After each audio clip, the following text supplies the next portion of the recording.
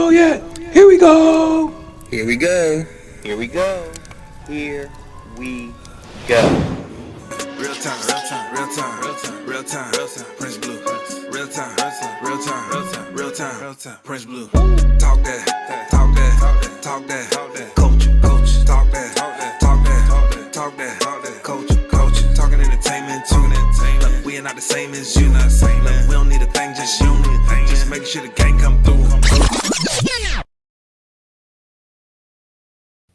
Hey, what is going on, everybody? What is up? It is Real Time with Prince Blue. I am your host, Prince Blue. I hope everybody is doing good, doing fantastic today. To start, I was all ready to start, and then somebody busted in my door about to have a literal meltdown. So I had to give myself 5 more minutes to calm that meltdown down. So that was the 5 minutes of technical difficulties. Hey, you got a father, yo. I don't get paid for this. I'm not in the studio. I'm in my office. So, my youngest, he don't care about none of that. He be like, hey, daddy's upstairs. Why can't I be in the room? So I had to handle that. So I handle that. I appreciate everybody. Thank you so much for listening to me and rock with me. I appreciate. Before we get on, just a little housekeeping. Please make sure you like, subscribe, and follow. Make sure you share this. We're going to get into some stuff that's going to be a little bit uncomfortable, but what else is new? But I'm going to try to, how can I say this? I'm going to try to be as calm and as eloquent as I can as I talk about these sensitive matters that may or may not trigger some of you. Hell, they may trigger me, but I'm going to try to do something different today, pretty much. So, without further ado, let's get into the real-time recap.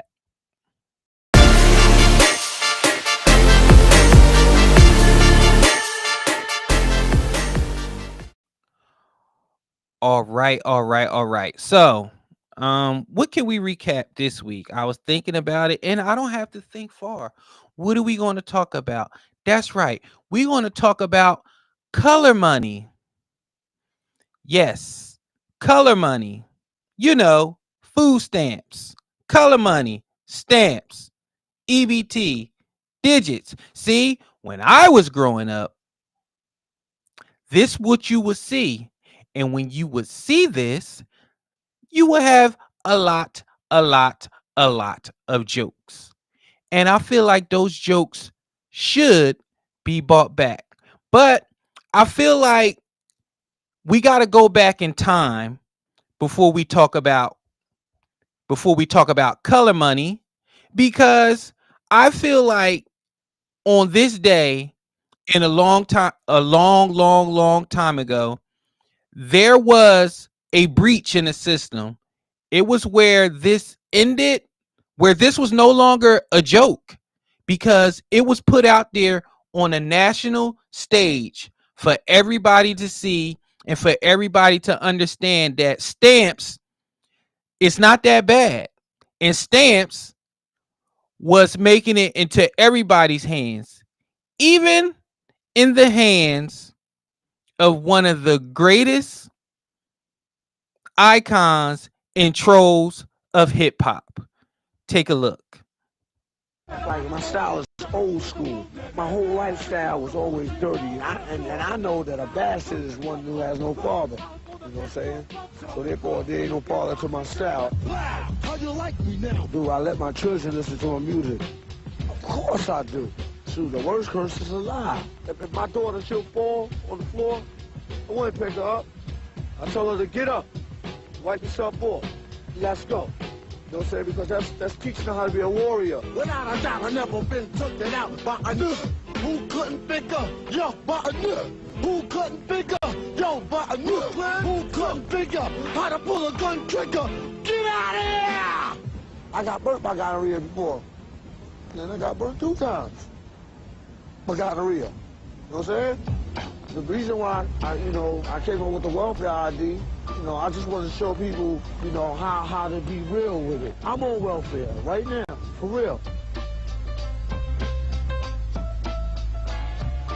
When she put that card in there, we got food stamps. And yo, I don't think y'all understand the relevance and the history that ODB made on MTV this day. When he literally, a MTV camera crew followed Old Dirty Bastard, the Old Dirt, Dirt Dog, Wu-Tang, Shaolin's Finest, to the welfare office to cash a welfare check. Now, at this time, I'm not pocket watching, but ODB did pretty good. Look up the story behind the Fantasy remix in ODB and how they finally got his ass in the studio. ODB was doing pretty good, and he still managed to take one of his baby mamas and the kids and a MTV camera crew to a welfare check cashing place and get stamps. Can't make it up. It happened. Here it is right here. I'm glad to get the food stamps. Why wouldn't you want to get free money? We have to repair the damaged bond between our people and their government, manifested in the way the welfare system works. We have to end welfare as we know it. For the people that By the way, that was Bill Clinton. Some of y'all's black Jesus before the real black Jesus.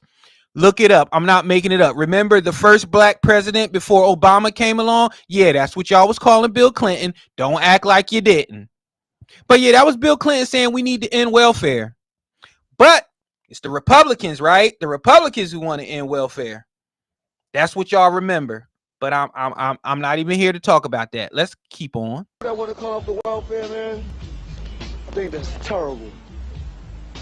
You know how hard it is for people to live without nothing.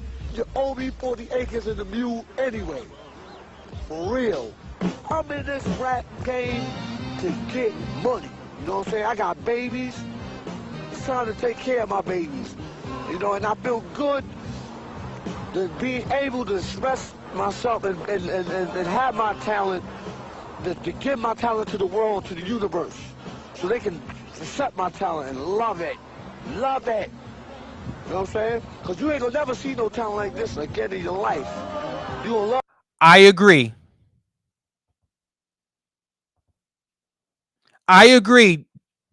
You will never see a talent like Old Dirty Bastard. You will never see a talent like ODB ever again. Just real quick on ODB. He wrote nothing down. ODB was organized chaos on the mic. He never wrote any of his lyrics down. Do you know how hard it is to be organized chaos on a track? That was ODB. So I agree with him there. You would never get another talent like ODB. But let's get to this color money. And for full disclosure, I'm not talking about the people that really need it and it's down bad. I'm not talking about them. I'm talking about the people that use this as a retirement system.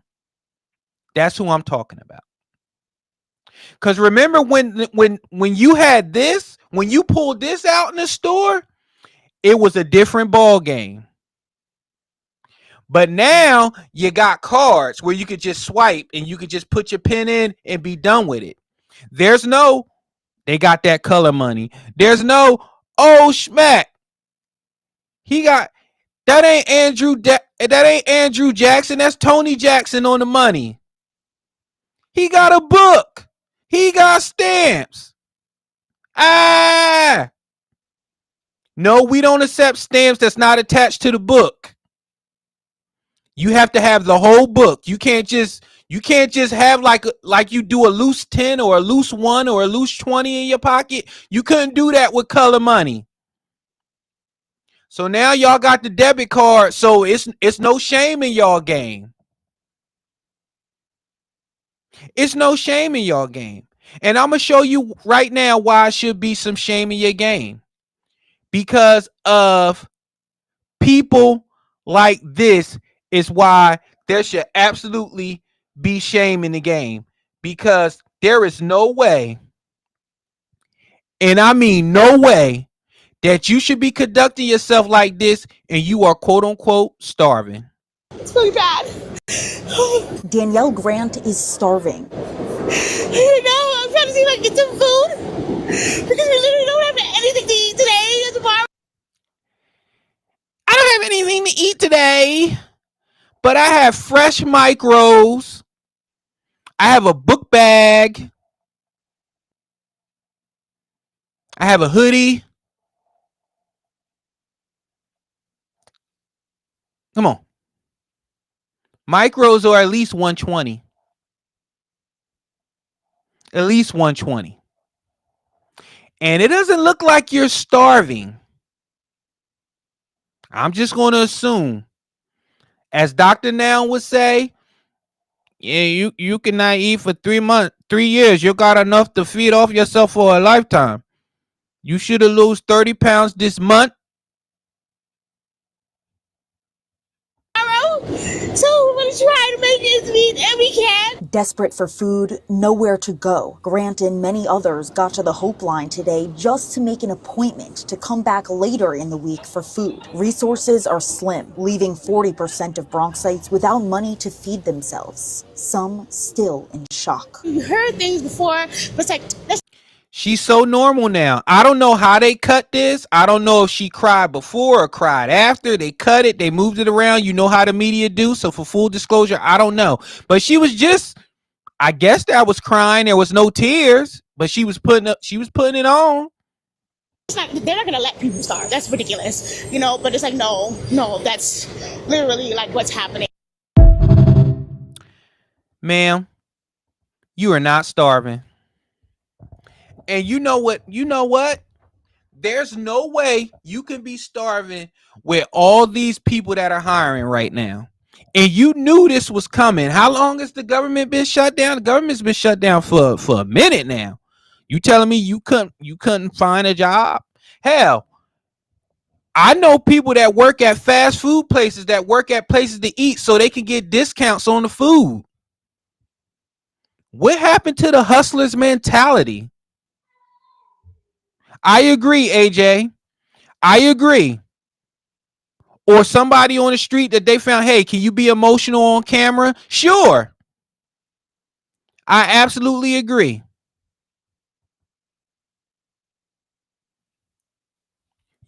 You got to be embarrassed at this point. And if you do have children, if you do have kids, and your kids see you acting like that, how do you expect them to view you now? You crying on camera is not going to put food on your plate. It's not going to make them bring back the government any faster. That time you sitting there, quote unquote, waiting in line and crying, you could be somewhere working and you could be somewhere hustling to get up some money.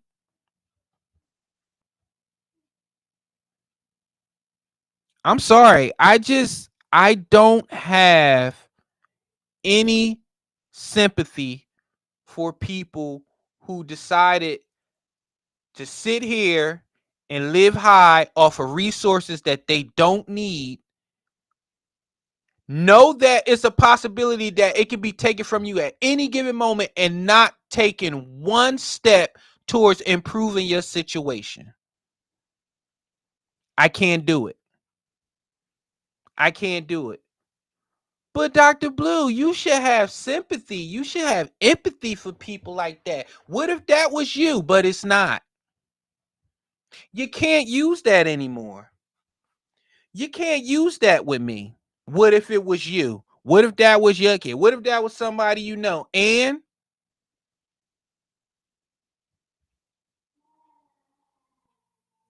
we have to get better. Those crocodile tears is not going to bring back the government any faster. But what will bring food back on your plate faster is you working. It's you getting out there and hustling. There was a time in my life when I had 3 jobs. I had 3 jobs.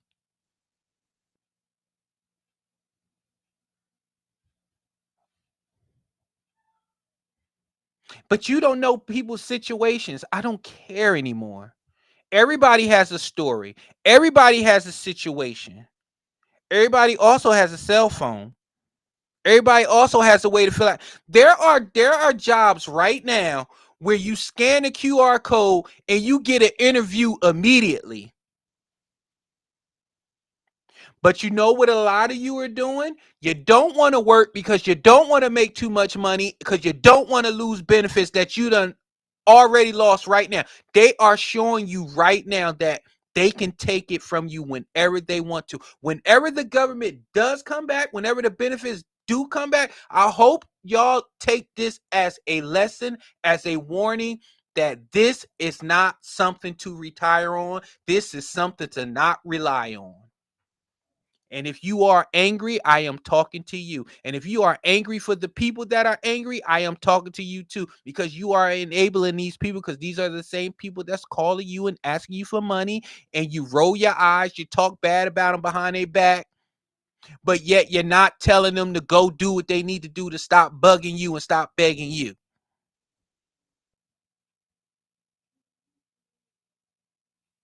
So what's your excuse? There should be no excuse. None.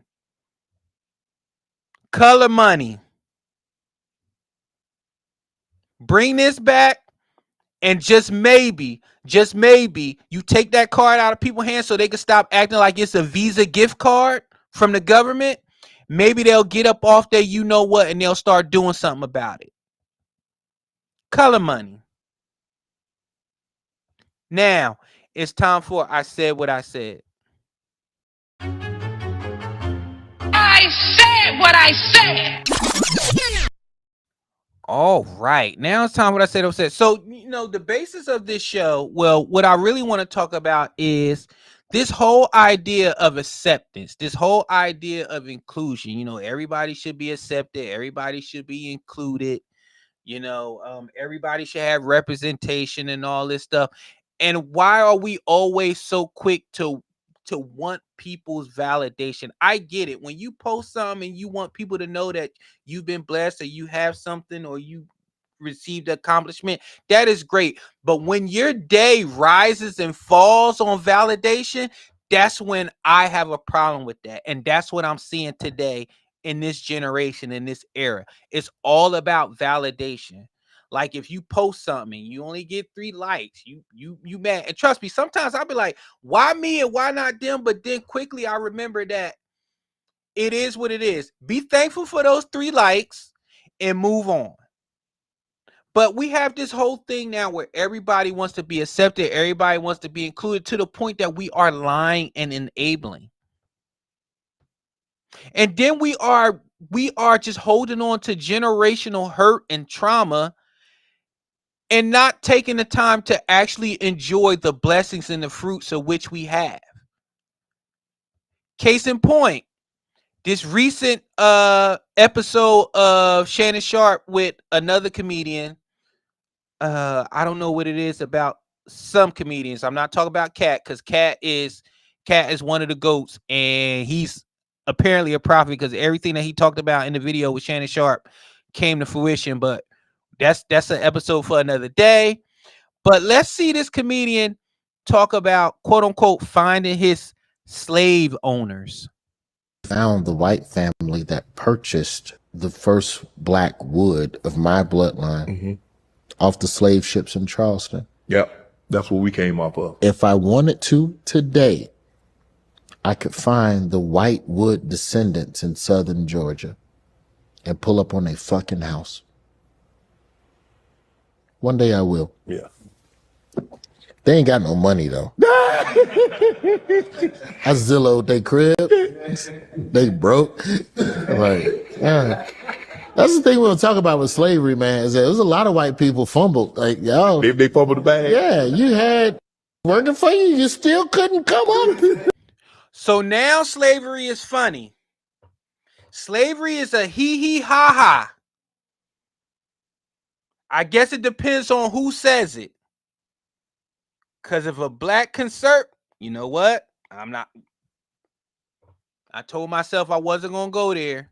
But if certain people tell people to quote unquote pull themselves up by their bootstraps, get rid of that generational hurt, take a break and absorb and allow yourself to enjoy the blessings in which you have. We're called coons, sellouts, Uncle Toms. We don't know what we're talking about. We want acceptance from the white man, all this other stuff. This man is a comedian doing rather well. He chased down his slave owners of his tree or whatever it is, Zillowed their house to figure out that they are doing bad. How you broke and you had slaves? Yeah, that was valuable. That was gold. They fumbled, bro. That's Code Shannon to get $50 in lineups after you play your. You sit here joking and laughing about slavery and being broke, and then you do an ad.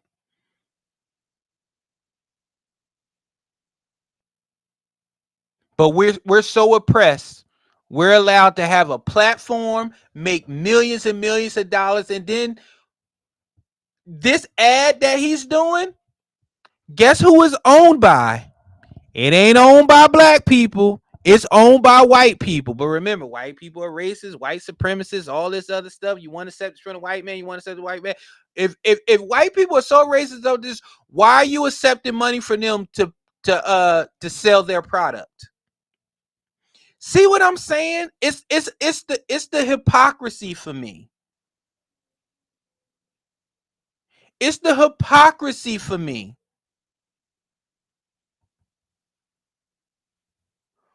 Why do you want to go to your quote unquote slave owner's house? Let me tell you something. You know what is the greatest revenge you can have on any case of discrimination, white supremacy, black supremacy, whatever supremacy you want? You know what the greatest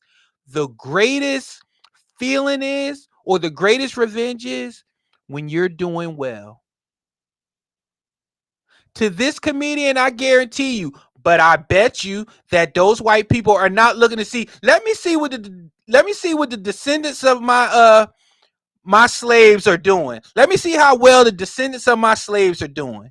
I bet you they're not doing that. And if they was doing that, you know what would piss them off? How successful you are, how you're making money, how you quote unquote have more money than them, how you're able to go on a platform and make jokes about them, how you're able to go on a black platform and talk about them, how you're able to make jokes and make money about it. That's your superpower. That is your strength. That is your revenge. You know what's funny? Somebody I love very dearly told me, they said, you have to be careful how you come across online and things like that, because people are looking to tear you down. And that person is absolutely right. I have to learn how to pick my battles, but what I can say is the best part is also told me there are ways to say things to get your way across without going to a level that will get yourself in, trouble or anything like that, which is correct. The best way I can describe it is if you say something that's intelligent, if you say something that you quote unquote eat and you rip somebody apart, and then they go to your profile or they try to look you up and they see what you have going on and they see that you have a lot of things going on, you have a lot of blessings and you have a lot of freedoms, that is the best feeling in the world. I sit here knowing for a fact, I know people will look me up, they will try to find me and they'll be like, I have nothing. The thing that most people had for a long time, the most thing they could stay consistent with was my weight, and Lord willing, that's almost gone. And then when you get to a point where you no longer care what anybody thinks, that's the best feeling in the world. I don't have to be accepted. So when somebody tell me that I'm tap dancing for the white man or I'm looking for white acceptance and all this stuff, no. I'm not looking for acceptance for anybody but God. You're looking at it. You're looking for acceptance from a flag. You're looking for acceptance from a pronoun. You're looking for acceptance from thugs and white liberals and things of that nature. You're looking for that acceptance, not me, because it's equal opportunity over here. I've never worried about acceptance.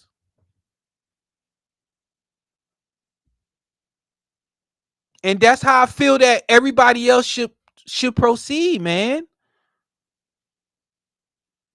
Not everybody's racist. Not everybody's a thug. Not everybody's ghetto. We have to learn to start again looking at people as individuals.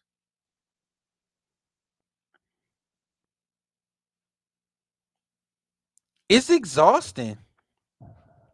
It is. You're a successful comedian and you said, let me look up my slave owners. Let me look at the descendants of my slave owners. And I'm just trying to figure that out. Now it's time for Cap Check.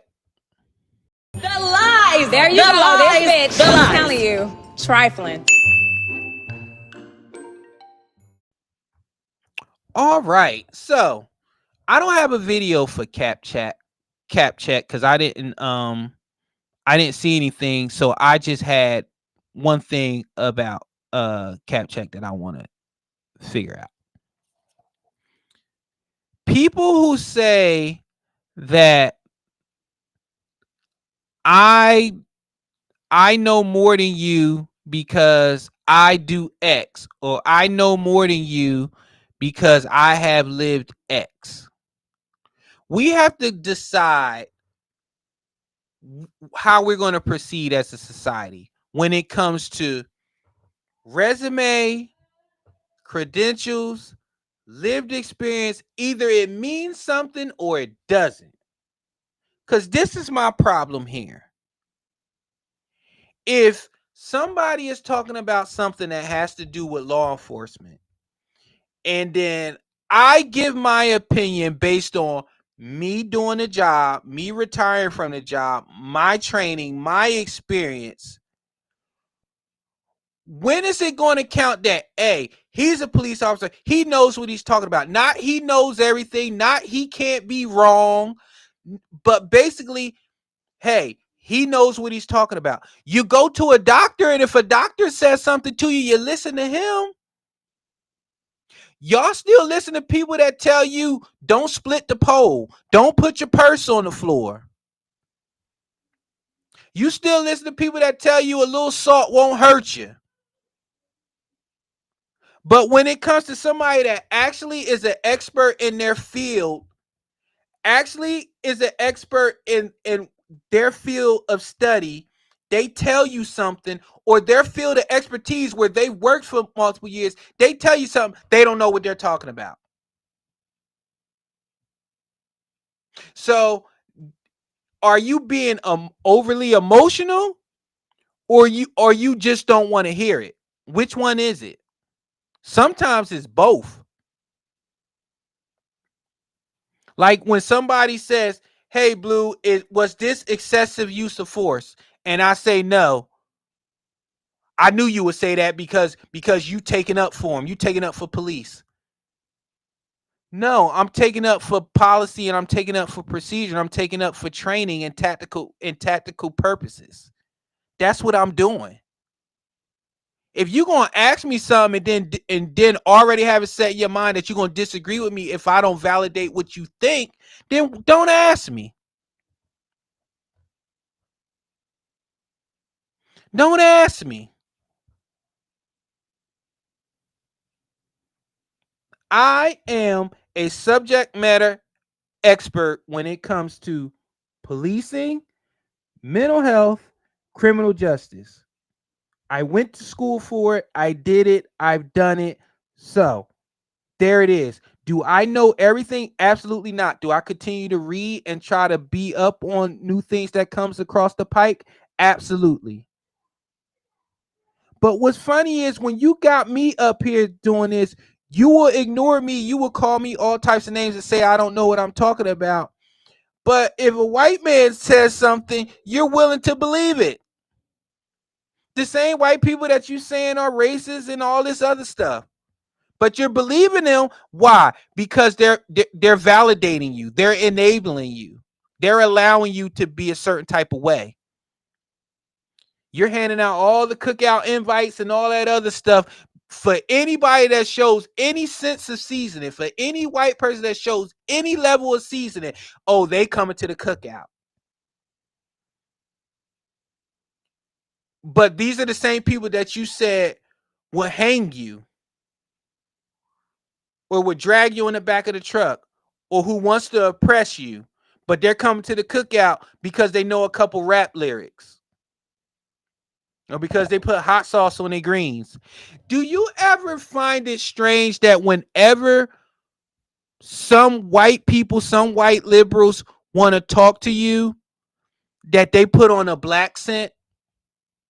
Hell, when some prominent black people, intelligent black people, Jasmine Crockett, want to talk to you, they dumb themselves down. They talk as if they have no training, no home training. Have you ever noticed that? Or the same way some of you quote unquote code switch at work. Is that not a form of acceptance? You feel like you have to talk above and behind. You have to use these big words in a thesaurus to prove that you're not one of those people. That's acceptance. The same way I'm talking to you now is the same way I talk at work. It's the same way I talk to everybody. Now, I may not drop a whole bunch of F-bombs and stuff like that, but I still say what I need to say. I still make jokes because I believe firmly that the way you could get a lot of truths across is through comedy and humor. If you deliver it right, it's a gift, it's a skill.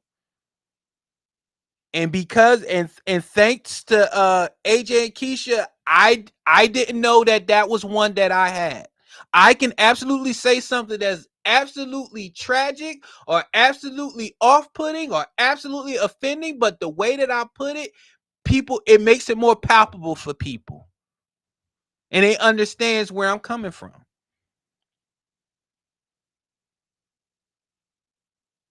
I don't look to be accepted, and neither should you. But you can't pick and choose when or when not you want to listen to somebody. That is correct, Pat. Always stay true to yourself. Therefore, when you are out of character, people either A, understand that something is wrong, or B, that you're not being yourself. This is point blank. I don't know what else to tell you. I don't know what else to tell you.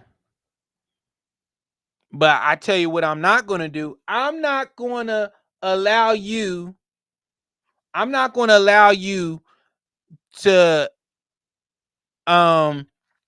put down my accomplishments or put down anybody else's accomplishments around me. Like when I see somebody else try to downplay somebody or what they've done, I jump in on that too. Like, no, we're not going to do that. That person has done this. That person has done that. They have a seat at the table. Do you? Even I have to pull back sometimes with my sports takes. Like at the end of the day, that person has been in the league. That person has played NFL. That person has played in the NBA. That person has played Major League Baseball. So there's a level of understanding in which they can talk from it that I can't possibly fathom. I can't fathom it. All right, now it's time for Paige and Dr. Blue.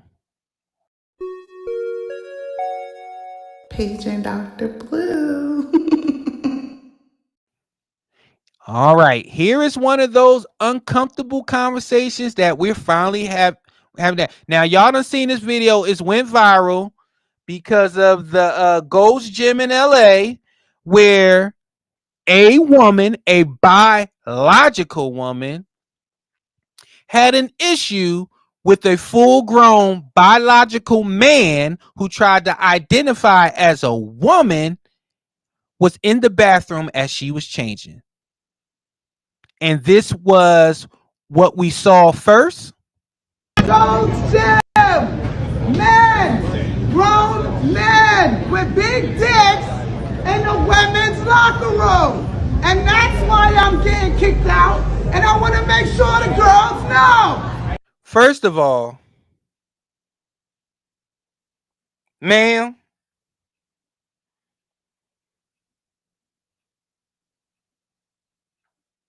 I need the workout routine. Drop it. Because she cut. She more shredded than a Julian Caesar salad, man. What's your routine? For those who don't know, that's Tropical Thunder. But yes, she actually is. She works out. It's clear. And she just finished working out, was in the shower, she was in the locker room about to shower when she got confronted by men with big dicks in the girls' locker room. The fuck? Everybody saw that man in the fucking locker room. No one's saying shit. Bruh. Look, 1, 2, 3, 4, 5, and I think that's a half an ad right there. She know what she talking about. But go ahead. And I'm fucking done with it. It's fucking stupid. It's dangerous. Me naked in front of a man without my permission. But I ain't the one who gets kicked out the gym, y'all. I'm terminated. Her membership was terminated by Gold's Gym because she said something. She spoke up and she wanted to protect women. Gold's Gym, you should be. First of all, shout out to the YMCA. Y'all laugh at the YMCA because it got the song, or y'all think it's full of old people and all that stuff. No, but the best thing about the YMCA is they don't play this foolishness. Even when you fill out the application, it says male, female. It says what you were assigned at birth. They don't play them games. And I want to shout out to the companies and to the gym that still is 10 toes down on that. I appreciate you. Thank you. So, after that, the video went viral. Everybody from Joey Swole, all the people in the fitness community, shout out to Joey Swole. He rose like the Phoenix back from that Hulk Hogan debacle when he apologized and stuff like that. Joey, I thought that you would never come back from that. You proved me wrong. Accountability, Joey Swole. You absolutely came back. Joey Swole was the one that got the ball rolling on this. He even offered to pay a full year's membership of a gym of her choice in LA. He said all she has to do is pick a gym and he will pay for it himself. He has a lot of connections with the gym, so she's taken care of. Shout out to Joey Swole and all the other fitness influencers that said, never mind my brand. I'm going to stick my neck out for what's right is right. So after that, after everything went viral, she made a follow-up video about this. Take a listen. I just had the worst experience ever at the gym at Gold's. Now, hold on. I noticed some of y'all had jokes about this black woman saying I can't tell the difference. Who was angry at who for being a man and all this stuff.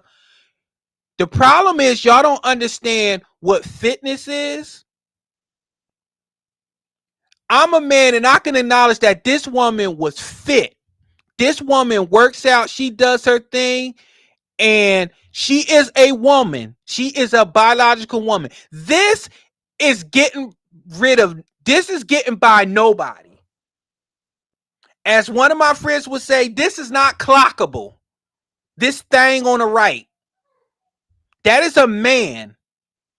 That is a flat-chested, badly built man. The woman is built better than this man.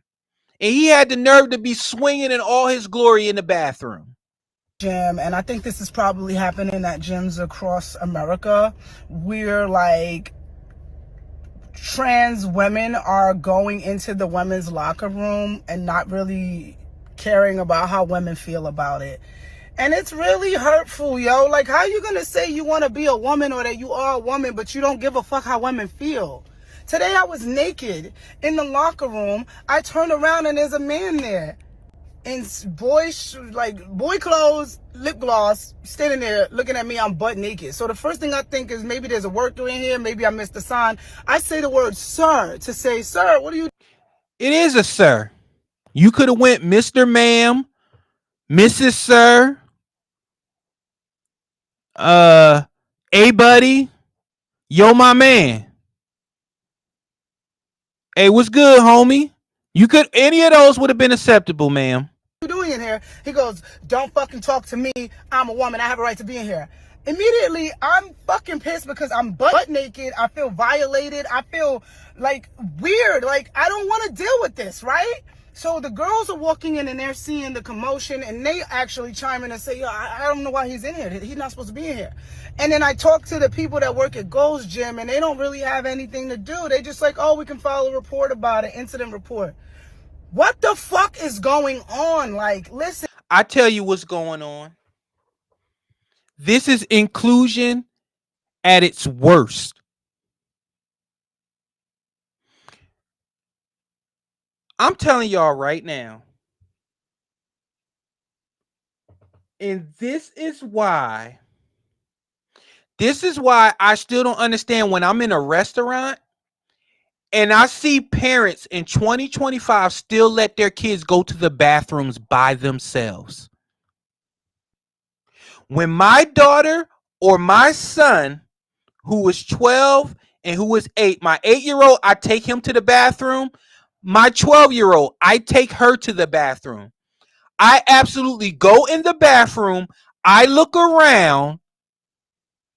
And then I tell her to go to the bathroom and I stand outside of that bathroom door and nobody goes in until my daughter is done. Hell, there's been times I've taken her in the male's bathroom.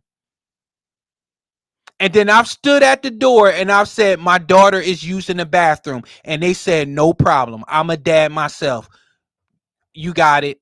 I'll just come back. The fact, can you imagine letting your daughter go to the bathroom and there is a man in there and it's just him and your daughter in there by themselves? No telling what can happen. And you know what? I don't want to hear nothing because I'm going crazy. I'm breaking dude off something crazy because you have no business being in there. How can you say you're a woman or you want to be a woman and you don't care how women feel? That's nothing more manly than not giving a protect women until they speak out on degeneracy.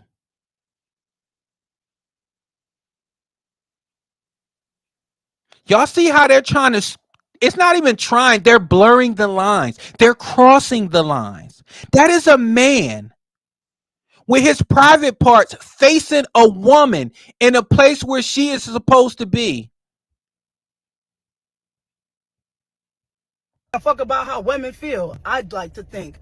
And I get it, like everybody has their own things and I don't explain, I don't want to say that I know everything about gay rights or trans rights. I'm a lesbian. I've been a lesbian my whole life. I treat people how I want to be treated regardless of whatever their sexual orientation is or whatever they decide. So I'm not transphobic and I'm not homophobic.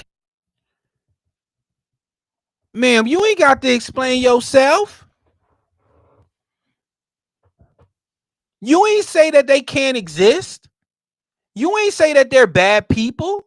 You just said that they have no business. They should be in the bathroom in which they were assigned at birth. That's all you're saying. That's it. I hate when people got a preference. I'm not homophobic. I'm not this. I'm not that. I'm not a bigot. So what if you are? What you just exercised is not bigotry. You didn't say they shouldn't live and they should all be sent to the gulag. You said you don't belong in here, which they don't.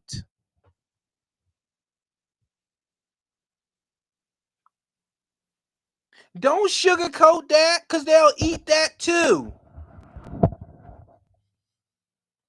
Ma'am, don't apologize for you being right. Never apologize for you being right to protect people's feelings.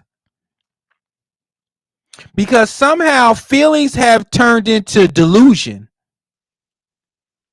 I'm not living in that world with you. Never have, never will. So, that's going to be it for today. Real quick. I need to talk about this.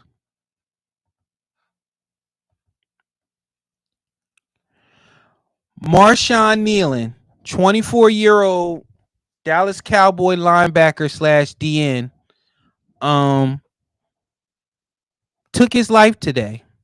I was going to say lost, but he took his life today.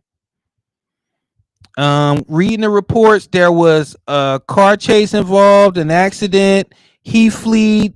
Cops tried to find him. They went searching for him. Then they found his body. They found him dead from a self-inflicted gun wound. Remind you, this man just recovered a fumble and ran it for a touchdown on on Monday Night Football against the Cardinals. He went from that to he's no longer here. He's a newly father. He has a girlfriend. He has family.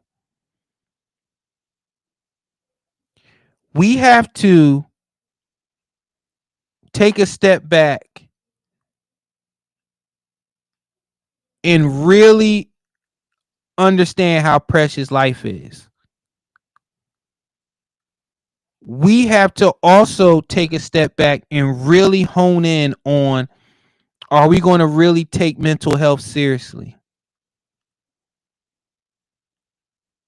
Are we really going to start treating each other with an ounce of humanity? And I'm talking about people that deserve it.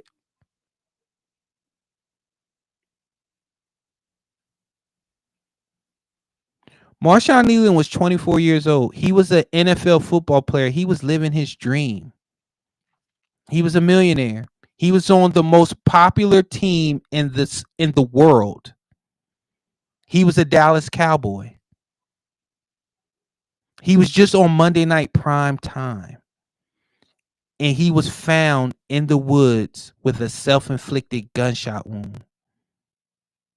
This is the second football player that we've lost within the calendar year after a quote-unquote car accident.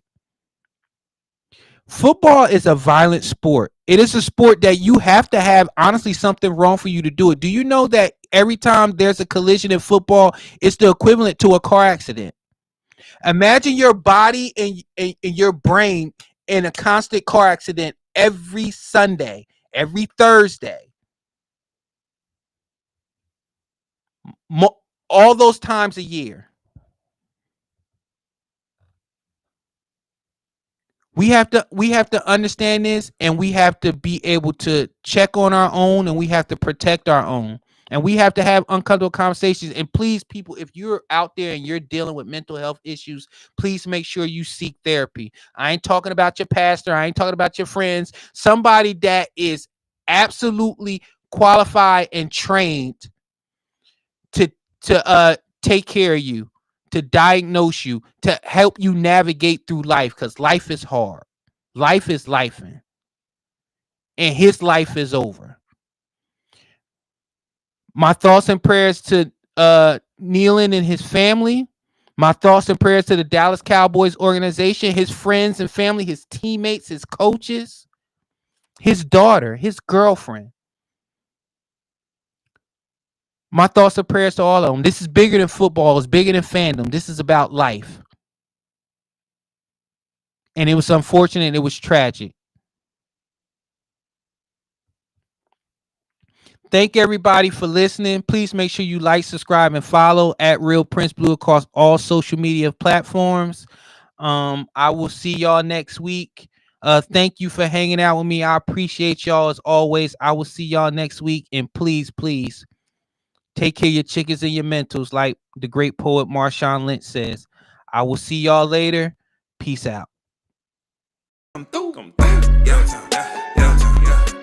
Yeah.